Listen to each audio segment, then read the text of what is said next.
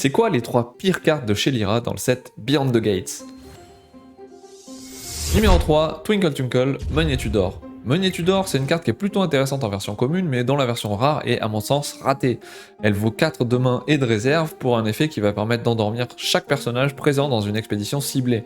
Sur le papier, c'est fort, mais dans la réalité, on va rarement endormir plus de 2 personnages, à part si on joue contre un Ordis ou un Axiom qui va mettre beaucoup de tokens. Ça veut dire qu'on peut avoir un effet à peu près équivalent avec la version commune, qui vaut 2 de la réserve et 2 de la main, mais qui n'est pas fugace. On peut donc jouer les deux en un seul tour et endormir de manière équivalente les 2 personnages dans une expédition de l'adversaire, tout en conservant nos slots de rare. Numéro 2, Apothéose de l'Esprit.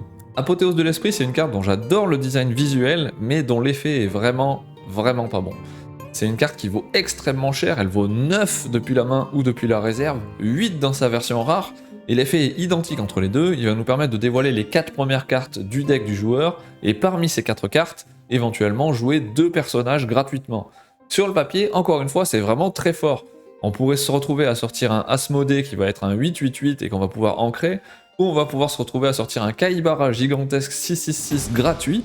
Pour le papier, c'est bien, mais dans la réalité, on va assez souvent se retrouver à sortir 3 sorts, une 1-1-1 avec 2 sorts et un personnage intéressant, voire 4 sorts.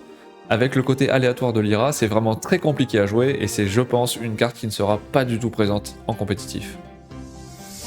Et enfin, numéro 1, Loki. Loki, c'est une carte de laquelle j'attendais beaucoup, j'adore tout ce qui est mythologie nordique, vous le savez déjà, et malheureusement pour nous, la carte Loki, elle est ratée. Que ça soit dans sa version commune ou dans sa version rare, c'est une 7-5, 5-5-5, 7 de main pour 5 de stats, c'est très cher, 5 de réserve pour les 5 mêmes stats, c'est plutôt intéressant.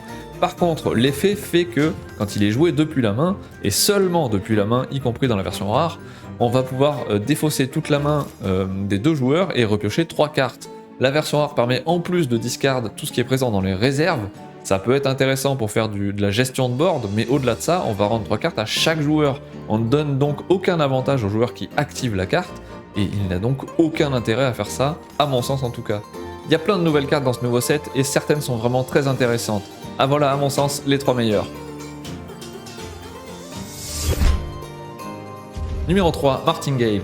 Martingale, c'est une carte à laquelle on pourrait ne pas faire attention parce que c'est une 1-1-1-1-0 qui n'a pas d'effet en version commune. Le seul effet qu'elle a, c'est un effet de soutien qui permet de baisser le coût de la prochaine carte qu'on va jouer de 1 si on s'en défausse de la réserve. La version rare, en revanche, gagne un effet Kiss Cool supplémentaire puisqu'on va pouvoir augmenter les valeurs de tout lancer de dés de 1. Ça permet notamment avec Nevanka de se débarrasser du risque de renvoyer un monstre en réserve quand on active le pouvoir du personnage, mais il y a énormément d'autres cartes qui reposent sur les lancers de dés chez Lyra. Pour moi, c'est une carte qu'on va voir assez fréquemment.